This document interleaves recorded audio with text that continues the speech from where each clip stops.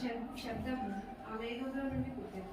చాలా ఏమన్నాను ఇక్కడ ప్రభువైన క్రీస్తు ఈ లోకంలో జన్మించినప్పుడు దేవుడు తను మాట్లాడుతున్న ఆ మాటలను బట్టి దేవుడు మోషే ఏలియా వారికి కనపడడానికి మాట్లాడుతున్నప్పుడు ఇక్కడ ఏం చెప్తా ఉన్నాడంటే పరిశుద్ధాత్మ దేవుడు ప్రభువైన క్రీస్తు గురించి ఏమన్నాడు 5వ వచనంలో, ఇదిగో ఈయన నా కుమారుడు, ఈయన నేను ఆనందించున్నాను, ఈయన మాట ఎవరి మాట వినాలంట?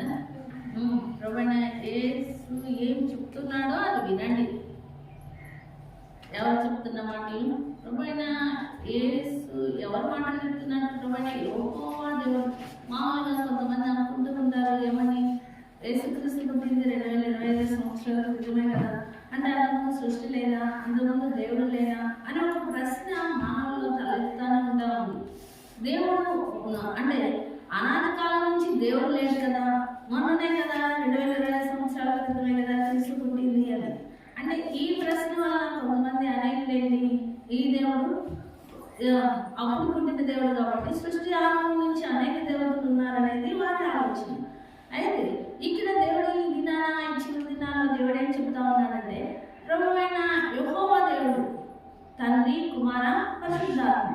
యెహోవా దేవుడు భూమి సృష్టించిన మునుపు నుండి దేవుడు ఉంటూ ఉన్నారు. అనాది కాలంలోనే దేవుడు ఉంటూ ఉన్నారు. ఆ యెహోవా దేవుడే సమస్తము సృష్టించి తన నోటి మాటతో సృష్టించి మానవుని తన పోలికతో తన యొక్క స్వరూపంలో నేల మట్టితో నిర్మించి జీవవాయువుని పొందినప్పుడు నరుడు జీవాత్మయాడని చెప్పుకుంటాం. అయితే ఆ నరుడు జీవాత్మైన ఆ నరుడు ఏమవుతా వచ్చాడు? దేవుడే ఏదైతే ఆజ్ఞాపిస్తూ వచ్చాడో ఆ ఆజ్ఞను ఏం చేస్తూ వచ్చాడు? అతిక్రమిస్తూ వచ్చాడు. అతిక్రమిస్తూ వచ్చిన ఆ మానవుడు నశిస్తూ ఉంటే చివరికి ఎక్కడికి వెళ్తాడు? పాతాళానికి వెళ్తాడు, శిక్షకు గురవుతాడు, ఎంతో నష్టానికి గురవుతాడని దేవుడు ప్రభువైన యెహోవా చూసి ఆకాశమందు సింహాసనాసీనుడైన దేవుడు భూమి మీద ఉన్న మానవుని పరిశీలించి, అయ్యో నేను ఎంతో ఇష్టంగా చేసుకున్న ఈ మానవుడు నా మాట వినకుండా వారి ఇష్టానుసారంగా జీవిస్తూ వాళ్ళు నాశనానికి పాతాళానికి వెళ్తా ఉన్నారు. వారిని విడిపించాలి అంటే, వారికి అర్థమయ్యేలా చెప్పాలంటే, నేను కూడా మానవ అవతారిగా మానవుడిగా మళ్ళా వారి మధ్య జన్మించాలని మానవ అవతారుడిగా 2025 సంవత్సరాల క్రితము పరిశుద్ధాత్మ ద్వారా ఈ లోకంలో కన్య మరియ ద్వారా జన్మించాడు. అప్పుడు జన్మించింది మానవ అవతారిగా ఎందుకు జన్మించాడు అంటే, మానవ భాషలో చెప్తేనే మానవునికి అర్థమవుతుంది, కానీ వేరే ఆకారంలో జన్మించి చెప్తే అర్థం కాదు. అందుకే ఒక మానవుడిగా జన్మించి మానవుడికి అర్థమయ్యే విధంగా తెలియపరుస్తూ వచ్చాడు. అంతేకాదు మానవుడిగా జన్మించి అనేకుల రక్షణార్థమై ఎలా జీవించాలో, ఈ లోకంలో ఎలా జీవిస్తే ఆశీర్వాదం, ఎలా ఉంటే దేవుని యొక్క మాటలు వింటే మోక్షానికి వెళ్తామో అనేది తెలియపరుస్తూ ఈ లోకంలో తన వ్యక్తుడిగా ఈ లోకంలో ఎలా జీవించడం నేర్పిస్తూ వచ్చాడు. ఆ మానవుని కోసం ప్రాణం పెడుతూ వచ్చాడు. ఆ మానవుని రక్షణ కోసం వారందరినీ సమకూరుస్తూ వస్తున్నారు. మళ్ళా నేను ఒక దినాన్ని వస్తాను, మీ అందరూ నా మాట వింటే, నేను చెప్పిన మాటలు వింటే నాతో పాటు నేను తీసుకెళ్తానని దేవుడు తెలియపరుస్తూ ఉన్నారు. అంతేకాని ఈ మధ్యలో పుట్టిన దేవుడు కాదు. క్రీస్తుకు పూర్వం, క్రీస్తు శకం అంటే క్రీస్తుకు పూర్వం లేడేమో దేవుడు అనుకుంటున్నారు, కానీ క్రీస్తుకు పూర్వం ఉన్న దేవుడే ఇప్పుడున్న దేవుడు. అంటే తండ్రి, కుమార, పరిశుద్ధాత్మ దేవుడే. తండ్రిగా క్రీస్తుకు పూర్వం ఉన్నాడు, కుమారుడుగా క్రీస్తు శకం ఉన్నాడు, ఇప్పుడు పరిశుద్ధాత్మ దేవుడు మన మధ్య ఉంటా ఉన్నాడు. అయితే ఈ పరిశుద్ధాత్మ దేవుడు ఏం చెప్తా ఉన్నాడంటే, ఆ మాటలు వినమంటున్నాడు. ఏమని? ఇదిగో ఈయన నా ప్రియకుమారుడు, ఈయన నేను ఆనందించున్నాను, ఈయన మాట, ఆయన మాట వింటే మంచిది అని ఏం చెప్తా ఉన్నాడు? నేను మాట వినాలి అని ఎందుకు ఇంతగా శ్రద్ధగా చెప్తా ఉన్నాడు? ఆ దినాన ఆ శిష్యులతో ఏం చెప్తా ఉన్నాడు? ఈయన మాట వినండి అని ఆకాశమందు ఒక మేఘంలో నుండి ఆ శబ్దము వినపడతా ఉంది. అయితే శిష్యులైతే ఆ మాట విని బోర్ల పడి ఏం చేస్తారని భయపెడతా ఉన్నారు. అయితే యేసు వారి ఎందుకు వచ్చి లేని భయపడకదని వారితో చెప్తా ఉన్నాడు. అయితే వాళ్ళు కళ్ళెత్తి చూడగానే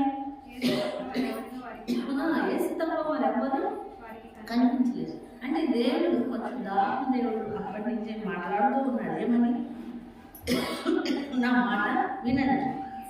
చూడండి, మార్కు వచ్చారు. మార్కు సువార్త 9వ అధ్యాయం.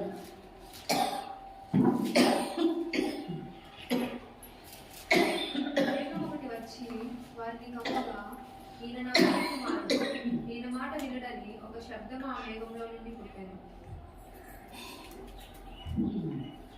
ఏమన్నాడు? ఈయన మాట, ఈయన నా ప్రియ కుమారుడు, ఈయన మాట వినుడి అన్నాడు. అంతేకాదు, 3వ అధ్యాయం మత్తయి సువార్త 3వ అధ్యాయం కూడా మాట ఉంది. మత్తయి సువార్త 3వ అధ్యాయం 17వ వచనం. ఇదిగో ఈయనే నా ప్రియ కుమారుడు, ఈయన యందు నేను ఆనందించుచున్నానని ఒక శబ్దము ఆకాశం నుండి వచ్చింది. ఈయన నా ప్రియ కుమారుడు, ఈయన నా ప్రియ కుమారుడు, ఈయన మాట విన్నా. అవును కదా? అంటే ప్రభువైన యెహోవా దేవుడు కుమారుని మన కొరకు పంపించి ఈయన మాట వినండి, ఈయన నా ప్రియ కుమారుడు, ఈయన చెబుతున్నదేదో వినండి, చేయండి అంటా ఉన్నాడు. అయితే ఆయన ఏం చేస్తూ వచ్చాడో, ఎలా జరిగిస్తూ వచ్చాడో ఇవన్నీ ఇప్పుడు మనకి ఎలా తెలియపరుస్తున్నాడు? అదినైతే పరిశుద్ధాత్మ దేవుడు ఒక స్వరాన్ని నుంచి మాట్లాడుతూ వచ్చాడు. ఇప్పుడైతే ఒక పరిశుద్ధ గ్రంథాన్ని మన చేతిలో నుంచి మాట్లాడుతూ ఉన్నాడు, దాని సేవకుల నుంచి మాట్లాడుతూ ఉన్నాడు. అయితే ఈ మాటలు విన్నందువల్ల ఏం కలుగుతా ఉంది? చూడండి, ఈ మాటలు విన్నందువల్ల మనకేం జరుగుతా ఉందో చూడండి. ద్వితీయోపదేశకాండం 28వ అధ్యాయం, ద్వితీయోపదేశకాండం 28వ అధ్యాయం 1. నీవు నీ దేవుడైన యెహోవా మాట శ్రద్ధగా విని నేడు నేను నీకు ఆజ్ఞాపించుచున్నా ఆయన ఆజ్ఞలన్నిటిని అనుసరించి నడుచుకొని నీ దేవుడైన యెహోవా భూమి మీద ఉన్న సమస్త జనముల కంటే నిన్ను హెచ్చించును. నీవు నీ దేవుడైన యెహోవా మాట విని ఎడల ఈ దీవెనలన్నీయు నీ మీదకు వచ్చి నీకు ప్రార్థించును. ఇంకా అంటున్నాడు చూడండి, 6వ వచనంలో, నీవు లోపలికి వచ్చినప్పుడు దీవింపబడును, వెలుపలికి వెళ్ళినప్పుడు దీవింపబడును. ఈ దీవెనలన్నీ 14వ వచనం దాకా రాస్తా వచ్చాడు. ఏంటి? నేను 14వ వచనం చివరి వచనం అంటాడు, యెహోవా నిన్ను తలగా నియమించును కానీ తోకగా నియమించడు. నువ్వు పైవాడవుగా ఉండవు కానీ కింది వాడవుగా ఉండవు.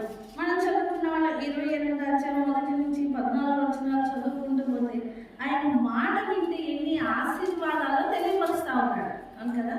ఆయన ఆస్వాదిస్తానంటా ఉన్నాడు, సమస్త జనాలకంటే నేను హెచ్చిస్తానంటున్నాడు, నీ గర్భఫలాన్ని దీవిస్తానంటున్నాడు, నీ భూఫలాన్ని దీవిస్తానంటున్నాడు, మళ్ళా నీ గంపలో అంటే నీ ఇంట్లో ఉన్న ఆహార పదార్థాలను దీవిస్తానంటా ఉన్నాడు, నీ మందలను దీవిస్తానంటున్నాడు, నువ్వు లోపలికి వచ్చేటప్పుడు దీవించబడతావు, ఇంట్లో నుంచి బయటకు వెళ్ళేటప్పుడు దీవించబడతావు అంటున్నాడు, నేను తలగా చేస్తా కానీ తోక చేయనంటా ఉన్నాడు, నువ్వు ఎప్పుడు పైవాడుగా ఉండవు కానీ కిందవాడుగా ఉండమంటున్నాడు.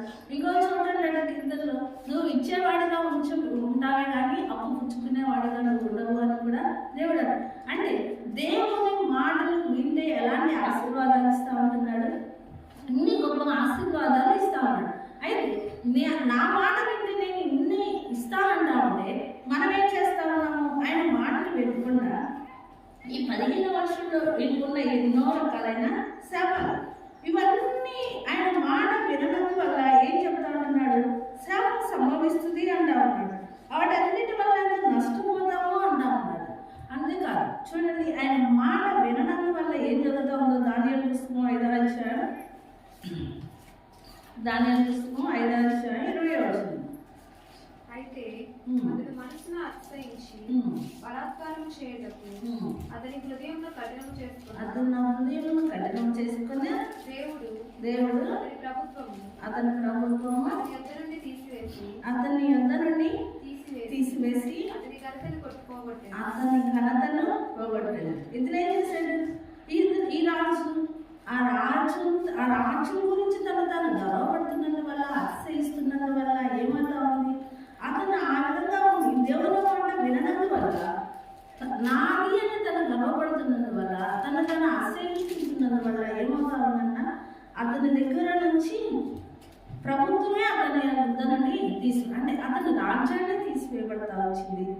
అంతేకాదు అతను ఎక్కడికి వెళ్తా వచ్చాడంట, అడవిలోకి వెళ్తా వచ్చాడు. పశువు లాంటి మనసు కలిగిన వాడిగా ఉన్నాడు. మానవ మనసు పోయి చివరికి ఎలాంటి మనసు వచ్చింది, పశువు మనసు వచ్చింది. అడవిలో గడ్డి మేస్తున్న మనసు వచ్చింది. అంటే ఆయన మాట వింటే ఎలాంటి ఆశీర్వాదం ఉంటుందో, ఆయన మాట వినకపోతే ఇలాంటి పరిస్థితులు ఎదురవుతాయని దేవుడు మనకి ముందుగా హెచ్చరిస్తూ ఉన్నాడు. అవును కదా, మనం ఏదైనా చిన్నపిల్లలు ఆడుకుంటూ ఒకవేళ దీపం వెలిగించి లేదా కొవ్వొత్తి వెలిగించి, ఇప్పటి రోజులు అయితే కరెంట్ ఉన్నాయి కాబట్టి దీపాలు, ఇప్పటి రోజుల్లో కరెంట్ లేదు కాబట్టి దీపాలు వెలిగించి ఆడ పెట్టుకున్నప్పుడు వెలుతురుగా ఉందని ఏం చేస్తారు పిల్లలు, కరెక్ట్గా ఆ దీపం దగ్గరికి వెళ్తారు. ఆ దీపం దగ్గరికి వెళ్ళినప్పుడు మనం ఏం చేస్తాము, ఆ దీపం ముట్టుకోకుండా వారిని బయటికి లాగుతాము. అప్పుడు ఆ పిల్లలకి ఏమనిపిస్తుంది, నన్ను మా అమ్మ పట్టుకోనించడం లేదని మన మీద ఇంకొంచెం కోపంతో మన మీద తిరగబడుతూ వారిని మనల్ని కొట్టేవాళ్ళగా కొరికేవాళ్ళగా ఆ టైంలో తప్పించుకొని ఎలాగలా ముట్టుకోవాలని ప్రయత్నం చేసేవాళ్ళగా ఉంటారు. అంటే దానివల్ల అపాయం ఉందని ఎవరు తెలుస్తుంది, వారిని పెంచి పెద్ద చేసే తల్లిదండ్రులమైన మనకి, మన చుట్టూ ఉన్న పెద్దలకి, వారికంటే పెద్దవారికి తెలుసు. అలానే దేవుడు మనకు మాదిరిగా ఉండటానికి ముందుగా తెలియపరుస్తున్నాడు. ఎలా, అమ్మా నువ్వు అలా చేస్తే నష్టపోతావు, ఇలా చేస్తే నష్టపోతావు, అందుకని జాగ్రత్తగా ఉండు, నువ్వు మంచిని చేయడానికి నిర్ణయించుకో. దేవుడు ఏమన్నా అన్నాడు, నీ ముందు 2 మార్గాలు ఉంచాను, ఆ 2 మార్గాలు ఒకటి ఎంచుకో అన్నాడు. అయితే ఈ సంవత్సరం చివరి దినాల్లో మనం కొన్ని వారాల నుంచి తెలియపరుచుకుంటా ఉన్నాము. దేవుడు అనేక విషయాలు చెప్తా ఉన్నాడు, అనేకుల ద్వారా మాట్లాడుతూ ఉన్నాడు, బైబిల్లో అనేక విషయాలు మనతో చెప్తా ఉన్నాడు. అయితే ఈ సంవత్సరంలో ఈ చివరి ఆదివారం, ఈ చివరి స్త్రీల మీటింగ్లో ఏ నిర్ణయం తీసుకుంటున్నాం, నిజంగా నేను ఆయన కోసం జీవిస్తాను, ఆయన మాటే వింటాను, ఆయన వాక్యానుసారం జీవిస్తాను. ఎన్ని వచ్చినా, ఎన్ని అపాయాలు వచ్చినా, ఎన్ని కష్టాలు వచ్చినా, ఎన్ని నిందలు వచ్చినా, ఎన్ని అవమానాలు వచ్చినా, నేను ఆయన కోసం నిలిచి ఉంటాననే తీర్మానంలో ఉండాలని దేవుడు దినాన మనతో మాట్లాడుతూ ఉన్నాడు. మరి అలాంటి తీర్మానం రేపు 30,000 సంవత్సరాలు చేసుకోముందే ఇప్పుడే సరి చేసుకోవడానికి దేవుడు మనతో మాట్లాడుతూ ఉన్నాడు. చూడండి, దానియేలు పుస్తకంలో ఈ రాజు పరిస్థితి అలా అయిపోతే ఇక్కడేమన్నా ఉన్నాడు చూడండి, హెబ్రీ పుస్తకం 3వ అధ్యాయం 8వ వచనంలో, హెబ్రీ పుస్తకం 3వ అధ్యాయం 8వ వచనంలో ఏమన్నా ఉన్నాడు, హెబ్రీ 3:8. నేడు మీరు ఆయన శబ్దమును వినిన యెడల అరణ్యంలో శోధన దినమందు కోపం పుట్టించినప్పటి వరకు మీ హృదయములను కఠినపరచుకోండి. చాలా ఏం చేయకూడదు, మీ హృదయాలని కఠిన. ఈ చివరి దినాల్లో దేవుడు వాక్యం వింటున్న నీవు ఏం చేయకూడదు, హృదయాన్ని కఠినపడ. ఎప్పుడూ ఇదే మాటలే అని మనం హృదయాన్ని ఏం చేసుకోకూడదు అంటే కఠినపరచుకోకూడదు. అంతేకాదు మన హృదయాన్ని ఏం చేసుకోకూడదు, మొద్దుబారి చేసుకోకూడదు. అంతేకాదు మన హృదయాన్ని మందమతిగా చేసుకోకూడదు, మత్తులుగా చేసుకోకూడదు.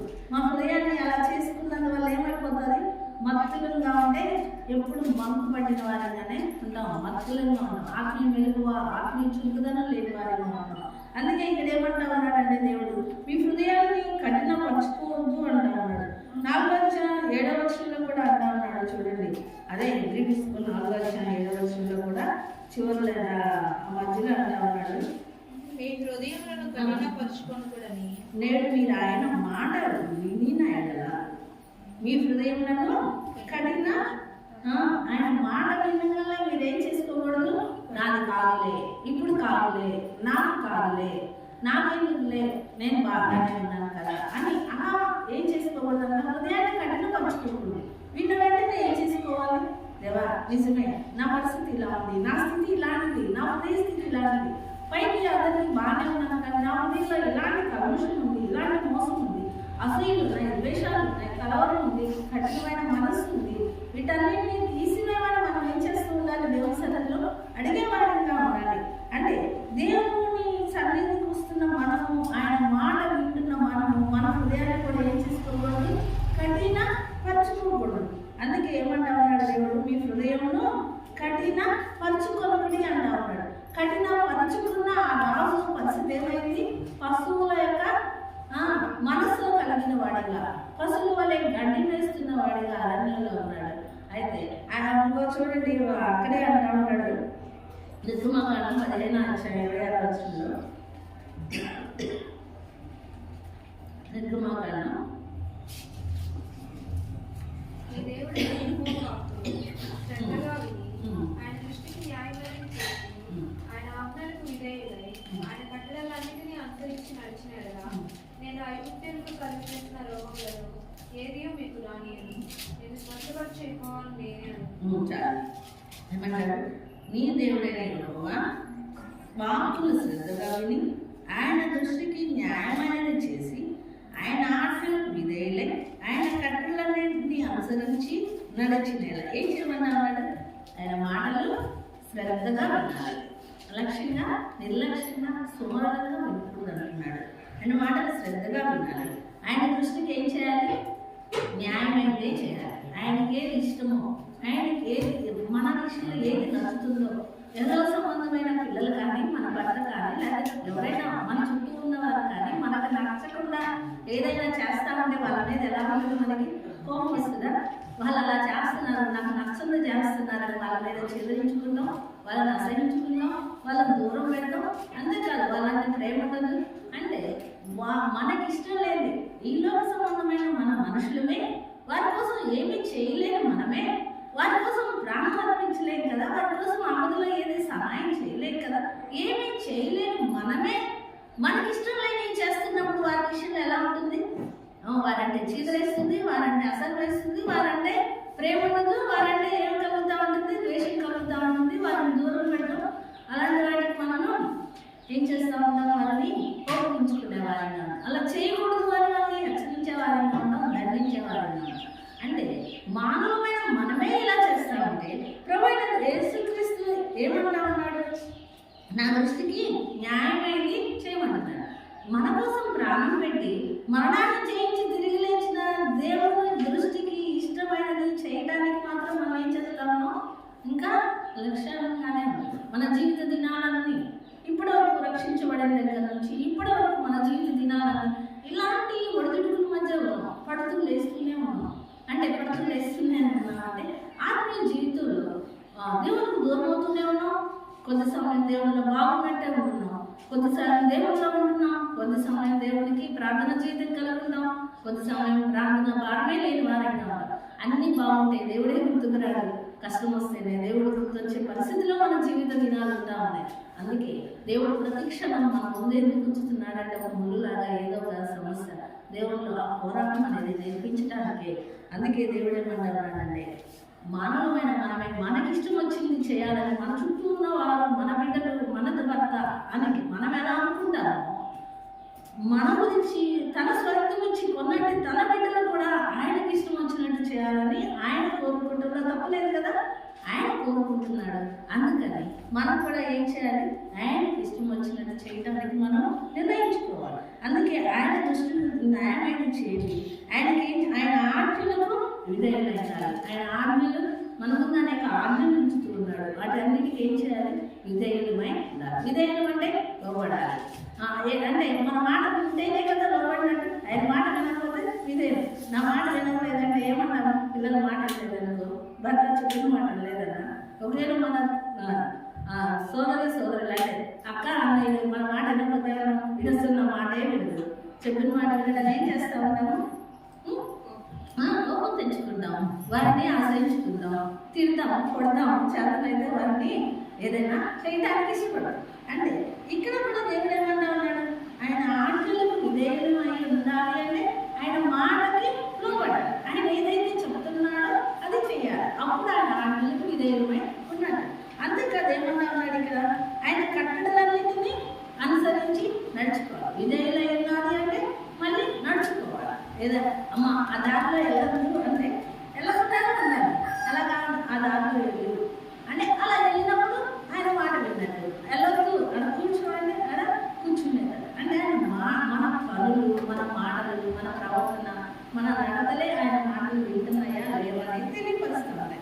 అందుకే ఆయన కట్టడలన్నింటినీ అనుసరించి నడిచివేయడలా నేను ఐగుప్తీయులకు కలుగ చేసిన రోగములలో ఏది మీకు రానియను, నేను స్వస్థపరిచి యెహోవాను నేనే. అంటే మీ ఆత్మీయ జీవితంలో ఎలాంటి బలహీనత రాకుండా, ఎలాంటి ఆత్మీయ రోగం కలగకుండా, శరీర బలహీనతనే ఈ లోకంలో ఉంటున్నాం కాబట్టి అవి వస్తూ ఉంటాయి, పోతా ఉంటాయి.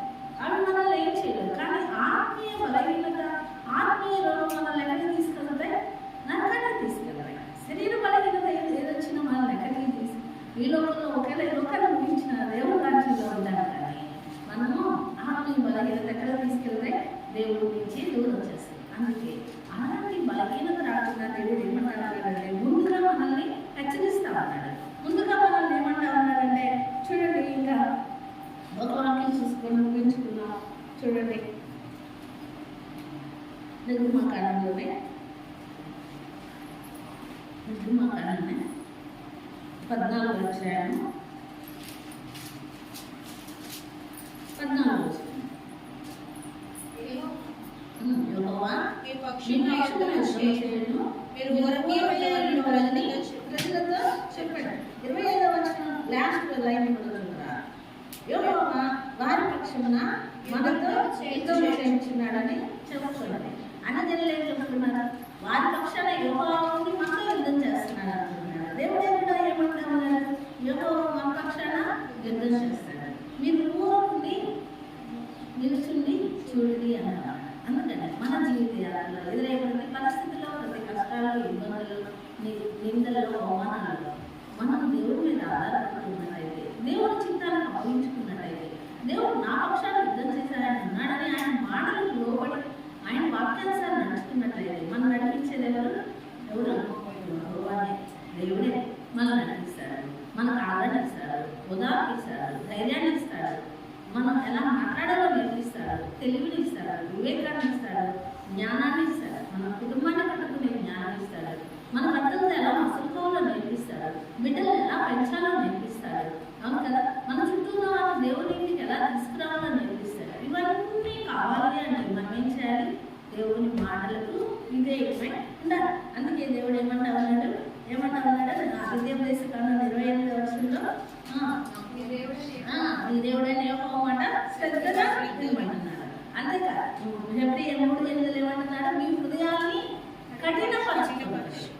మన హృదయాన్ని కఠినపరచుకోకుండా ఆయన మాటలు, ఆయన ఇచ్చే మేలు, ఆయన ఇచ్చే ఆశీర్వాదాలు పొందుతున్నాం. అయితే 2025 సంవత్సరం గతించిపోయింది మన జీవితంలో. ఇంకా రాదు ఈ ఆదివారం అన్నా, ఇక లేదు, ఇదే చివరి ఆదివారం 2025 సంవత్సరాలు. ఈ 2025 సంవత్సరాలు 2026 సంవత్సరానికి ప్రవేశించి ముందుగా మన జీవితాలు ఎలా ఉన్నాయో 2031లో ప్రవేశించుకుంటాం. ఇప్పటి నుంచి ఆలోచిద్దాం. దేవుడు రక్షించుకున్నాడు, కొన్ని సంవత్సరాలైంది మన జీవితంలో. రక్షించబడిన దగ్గర నుంచి నా జీవితం ఎలా ఉంది, ఎలా నడుచుకున్నాను, దేవుడు కొరకు నమ్మకంగా ఉన్నానా లేదా, నేను ఏ విషయంలో పొరపాటు చేస్తున్నాను, నా మాటలు ఉన్నా, చూపులు ఉన్నా, నడకలు ఉన్నా, ఓర్పు లేకుండా ఉన్నానా, ద్వేషిస్తా ఉన్నానా, అసూయ ఉందా, ఎప్పుడు కోపమైనా, కలహమైనా, నెమ్మదలేనా, ఇలాంటి పరిస్థితులన్నీ అది దేని ద్వారా కలుగుతుంది? మనల్ని మనం సరి చేసుకుంటూ ఇక నుంచి నా తప్పేంటో నన్ను తెలుసుకొని జీవించడం, ఇతరులను మనం చూపించదు, మనల్ని మనం చూసుకుంటూ దేవుని కొరకు 2026 సంవత్సరంలో ప్రవేశిద్దాం. ఇక ఆయన మాటలు వినటానికి ఇష్టపడడం, ఆయన వాక్యానుసారం నడుచుకున్నాం. నూతన వాగ్దానం కోసం కూడా సిద్ధపడడం. నూతన వాగ్దానం కోసం ప్రార్థన చేస్తున్నారా? నూతన సంవత్సరంలో నూతన వాగ్దానం ఏది? దేవా మీ చిత్తం ఏమైనా నా పక్షాన నన్ను నేను మీకు అప్పగించుకుంటున్నాను. నన్ను చూస్తున్న తండ్రి మీరు, నన్ను నడిపిస్తున్న తండ్రి మీరు, ఇంతవరకు కాపాడిన తండ్రి మీరు. నేను పడిపోయినా, మిమ్మల్ని దుఃఖపెట్టినా, మిమ్మల్ని గాయపరిచినా, మళ్ళీ శిలో వేసినట్టు మిమ్మల్ని అప్పగించినా నన్ను క్షమించి నన్ను కాపాడుతున్నారా? మీ స్తోత్రాలు. నేను ఎలా జీవించాలని నాకు నేర్పించండి. నా జీవితం పక్షాన మీ చిత్తమైన నాతో మాట్లాడండి.